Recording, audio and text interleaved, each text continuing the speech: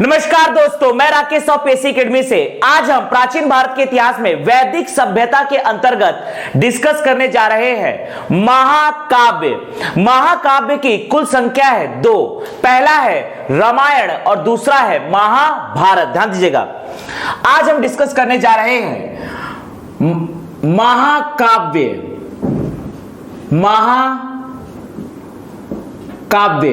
महाकाव्य की कुल संख्या है 2। महाकाव्य की कुल संख्या है 2।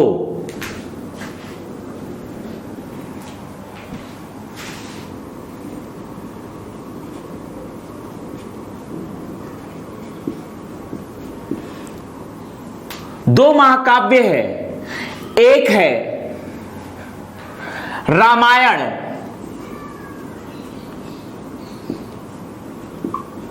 तथा दूसरा है महाभारत। रामायण तथा महाभारत। महाकाव्य की कुल संख्या है 2। पहला है रामायण, दूसरा है महाभारत। रामायण के रचयिता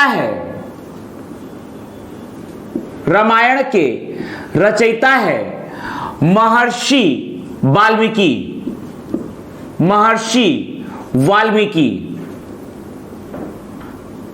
जबकि महाभारत के रचयिता है महर्षि व्यास। रामायण के रचयिता है महर्षि वाल्मीकि तथा महाभारत के रचयिता है महर्षि व्यास। रामायण संबंधित है त्रेता युग से, जबकि महाभारत संबंधित है द्वापर युग से।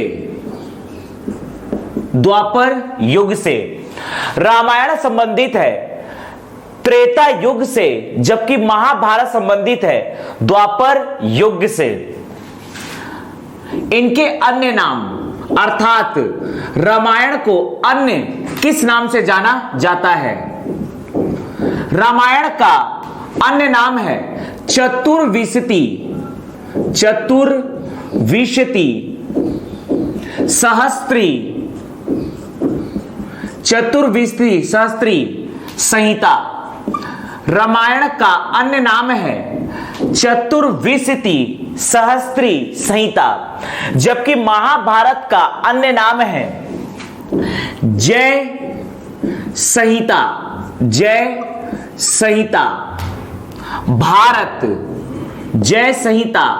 भारत तथा इसके अतिरिक्त है सत सहस्त्री संहिता।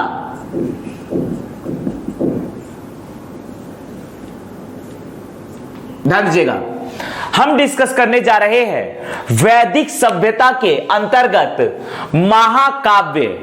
कुल 2 महाकाव्य है, पहला है रामायण, दूसरा है महाभारत। रामायण के रचयिता है महर्षि वाल्मीकि। यह संबंधित है त्रेता युग से। रामायण के अन्य नाम है चतुर्विंशति सहस्त्री संहिता। महाभारत के रचयिता है महर्षि व्यास। यह संबंधित है द्वापर युग से। इसका अन्य नाम है जय संहिता भारत सहस्त्री संहिता सत सहस्त्री संहिता। ध्यान दीजिएगा, रामायण के रचयिता है महर्षि वाल्मीकि। यह संबंधित है त्रेता युग से। इसके अन्य नाम है चतुर्विंशति सहस्त्री संहिता। महाभारत के रचयिता है महर्षि व्यास। यह संबंधित है द्वापर युग से। इसके अन्य नाम है जय संहिता भारत सत सहस्त्री संहिता। ध्यान दीजिएगा, यदि हम बात करते हैं महाभारत की, महाभारत 18 पर्वों का संग्रह है, अर्थात महाभारत 18 पर्वों में विभक्त है। महाभारत 18 पर्वों में विभक्त है। महाभारत 18 पर्वों में विभक्त है, जिसमें से सबसे महत्वपूर्ण पर्व है सबसे महत्वपूर्ण पर्व, सबसे महत्वपूर्ण पर्व है शांति पर्व। सबसे महत्वपूर्ण पर्व है शांति पर्व। महाभारत 18 पर्वों में विभक्त है, सबसे महत्वपूर्ण पर्व है शांति पर्व। सबसे महत्वपूर्ण पर्व है शांति पर्व। गीता महाभारत का सार है। गीता महाभारत का सार है। गीता जो है यह महाभारत का सार है। गीता महाभारत का सार है। हम देखते हैं कि महाभारत का नामकरण कैसे हुआ। महाभारत का नामकरण, सबसे पहले इसका नाम था जय संहिता। सबसे पहले इसका नाम था जय संहिता। जब इसका नाम जय संहिता था महाभारत का, तब इसमें कुल 18,000 श्लोक थे। 18,000 श्लोकों का यह संग्रह था। महाभारत जब 18,000 श्लोकों का इसमें संग्रह था, तब इसे कहा जाता था जय संहिता। बाद में इसका नाम भारत पड़ा। जब इसमें 24,000 श्लोकों का संग्रह हुआ, जब इसमें 24,000 श्लोकों का संग्रह हुआ, तब इसका नाम भारत पड़ा। और गुप्त काल में इसका नाम महाभारत पड़ा। गुप्त काल में इसका नाम महाभारत पड़ा। 1,00,000 श्लोकों का संग्रह, 1,00,000 श्लोकों का संग्रह हुआ गुप्त काल में। गुप्त काल में महाभारत में 1,00,000 श्लोकों का संग्रह हुआ, तब इसका नाम महाभारत पड़ा। तो यह है महाकाव्य। महाकाव्य की कुल संख्या है 2। पहला महाकाव्य है रामायण। रामायण के रचयिता है महर्षि वाल्मीकि। यह त्रेता युग से संबंधित है। इसका अन्य नाम है चतुर्विंशति सहस्त्री संहिता। महाभारत के रचयिता है महर्षि व्यास। यह संबंधित है द्वापर युग से। इसके अन्य नाम है जय संहिता, भारत, सत सहस्त्री संहिता। महाभारत 18 पर्वों में विभक्त है। सबसे महत्वपूर्ण पर्व है शांति पर्व। गीता महाभारत का सार है। महाभारत के नामकरण सबसे पहले हुआ जय संहिता, 18,000 श्लोकों का संग्रह। भारत 24,000 श्लोकों का संग्रह। महाभारत गुप्त काल में, जब महाभारत में 1,00,000 श्लोकों का संग्रह हुआ, तब इसका नाम महाभारत पड़ा। इसमें हम आगे डिस्कस करने जा रहे हैं पुराण।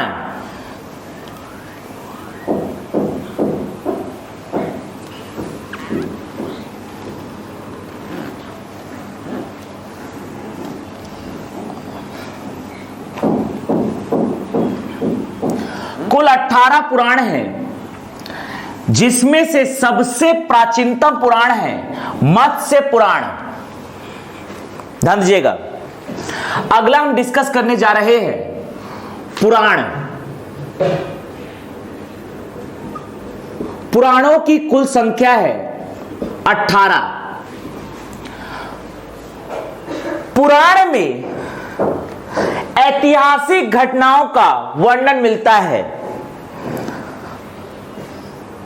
अर्थात ऐतिहासिक घटनाओं का संग्रह जिस ग्रंथ में मिलता है उसे पुराण कहते हैं।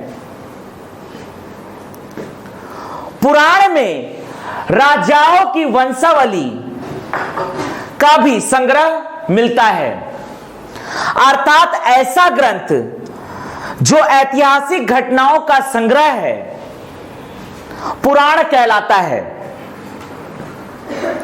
सबसे प्राचीनतम पुराण है मत्स्य पुराण। पुराणों का अंतिम संकलन गुप्त काल में हुआ है। पुराणों की कुल संख्या है 18। ध्यान दीजिएगा।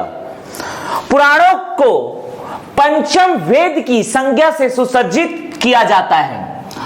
पुराण का शाब्दिक अर्थ, पुराण का शाब्दिक अर्थ, ध्यान दीजिएगा, पुराण का शाब्दिक अर्थ, प्राचीन या ऐतिहासिक प्राचीन घटनाओं का, प्राचीन घटनाओं से युक्त ग्रंथ। प्राचीन घटनाओं से युक्त ग्रंथ है पुराण। अर्थात पुराण का अर्थ है ऐतिहासिक घटनाओं, ऐतिहासिक घटनाओं से युक्त ग्रंथ को, ऐतिहासिक घटनाओं से युक्त ग्रंथ को पुराण कहते हैं। ऐतिहासिक घटनाओं से युक्त ग्रंथ को पुराण कहते हैं।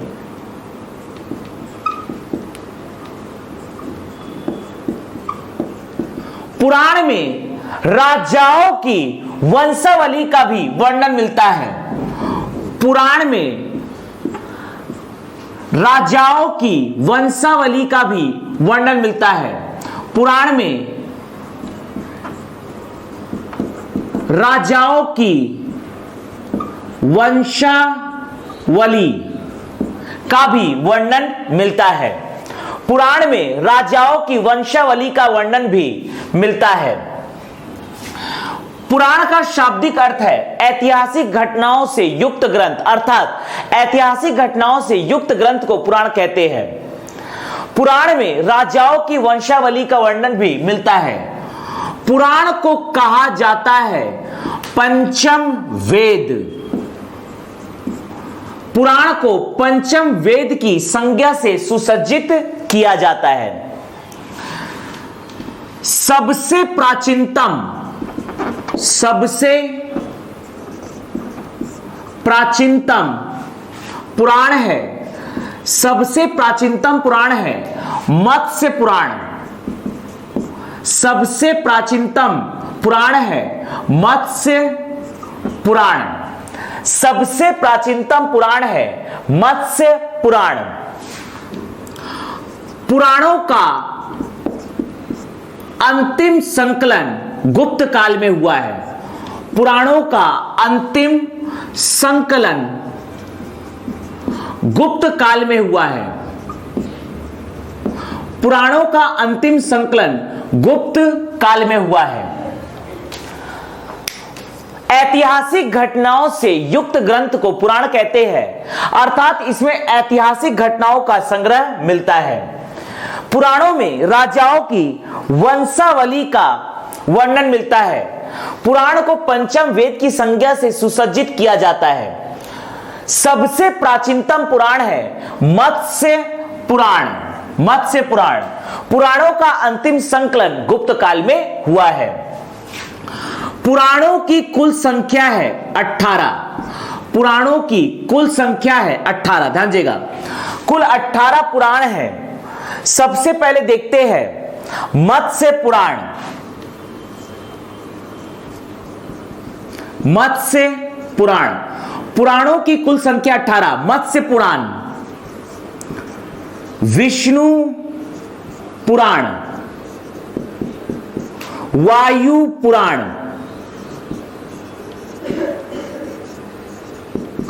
पुराणों की कुल संख्या 18। मत्स्य पुराण, विष्णु पुराण, वायु पुराण। मत्स्य पुराण, विष्णु पुराण, वायु पुराण। अग्नि पुराण, अग्नि पुराण। गरुड़ पुराण, गरुड़ पुराण। ब्रह्मा पुराण, ब्रह्मा पुराण। इसके अतिरिक्त है 7वां है ब्रह्मग, ब्रह्मग वैवर्त पुराण। ब्रह्मज्ञ वैवर्त पुराण, शिव पुराण, शिव पुराण, शिव पुराण, भागवत पुराण, भागवत पुराण, नारदीय पुराण, नारदीय पुराण, लिंग पुराण, लिंग पुराण, लिंग पुराण, वराह पुराण,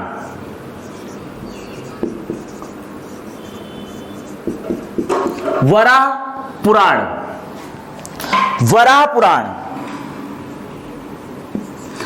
स्कंद पुराण, स्कंद पुराण, वामन पुराण, वामन पुराण, पद्म पुराण, पद्म पुराण, पद्म पुराण, भविष्य पुराण, भविष्य पुराण, मार्कंडेय पुराण, मार्कंडेय पुराण, कूर्म पुराण, कूर्म पुराण। तो ये है 18 पुराण, ध्यान दीजिएगा। 18 पुराण है। मत्स्य पुराण, विष्णु पुराण, वायु पुराण, अग्नि पुराण, गरुड़ पुराण, ब्रह्मा पुराण, ब्रह्मज्ञ वैवर्त पुराण, शिव पुराण, भागवत पुराण, नारदीय पुराण, लिंग पुराण, वराह पुराण, स्कंद पुराण, वामन पुराण, पद्म पुराण, भविष्य पुराण, मार्कंडेय पुराण, कूर्म पुराण। ध्यान दीजिएगा, इसमें से 4 प्रमुख पुराण, ध्यान दीजिएगा, इसमें से 4 प्रमुख पुराण को हम डिस्कस करते हैं। ध्यान दीजिएगा,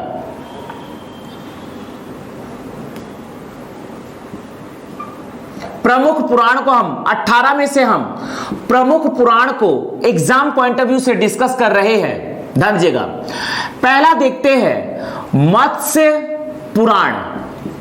मत्स्य पुराण, मत्स्य पुराण में 7 वाहन काल का वर्णन मिलता है। मत्स्य पुराण में 7 वाहन काल का वर्णन मिलता है। मत्स्य पुराण में 7 वाहन काल का वर्णन हमें मिलता है। मत्स्य पुराण से 7 वाहन काल का वर्णन मिलता है। 7 वाहन काल का वर्णन मिलता है।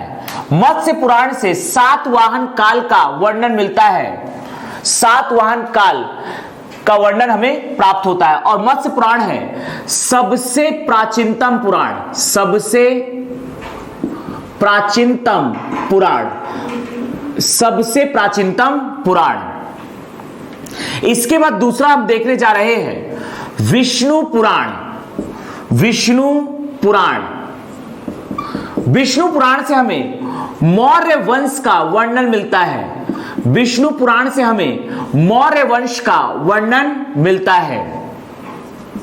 इसके बाद है वायु पुराण। वायु पुराण से हमें गुप्त वंश का वर्णन मिलता है। वायु पुराण से गुप्त वंश का वर्णन मिलता है। अग्नि पुराण, अग्नि पुराण, अग्नि पुराण में हमें तांत्रिक पद्धति का वर्णन मिलता है। तांत्रिक पद्धति का वर्णन मिलता है। अग्नि पुराण में तांत्रिक पद्धति का वर्णन हमें मिलता है। तांत्रिक पद्धति का वर्णन मिलता है। अग्नि पुराण से हमें तांत्रिक पद्धति का वर्णन मिलता है तथा भगवान गणेश की पूजा का वर्णन मिलता है। भगवान गणेश की पूजा का प्रथम उल्लेख हमें अग्नि पुराण से प्राप्त होता है। अग्नि पुराण से प्राप्त होता है। पुराण कुल 18 पुराण है। प्राचीन घटनाओं से युक्त ग्रंथ को पुराण कहते हैं या ऐतिहासिक घटनाओं से युक्त ग्रंथ को पुराण कहते हैं। पुराण में राजाओं की वंशावली का वर्णन मिलता है। इसे पंचम वेद की संज्ञा से सुसज्जित किया जाता है। सबसे प्राचीनतम पुराण है मत्स्य पुराण। पुराणों का अंतिम संकलन गुप्त काल में हुआ है। 18 पुराण है। मत्स्य पुराण, विष्णु पुराण, वायु पुराण, अग्नि पुराण, गरुड़ पुराण, ब्रह्मा पुराण, ब्रह्मक वैवर्त पुराण, शिव पुराण, भागवत पुराण, नारदीय पुराण, लिंग पुराण, वराह पुराण, स्कंद पुराण, वामन पुराण, पद्म पुराण, भविष्य पुराण, मार्कंडेय पुराण, कूर्म पुराण। मत्स्य पुराण में हमें 7 वाहन काल का वर्णन मिलता है, जो कि है सबसे प्राचीनतम पुराण। विष्णु पुराण में मौर्य वंश का वर्णन मिलता है। वायु पुराण में गुप्त वंश का वर्णन मिलता है और अग्नि पुराण में तांत्रिक पद्धति तथा भगवान गणेश की पूजा का प्रथम उल्लेख मिलता है। तो यह है कुल 18 पुराण।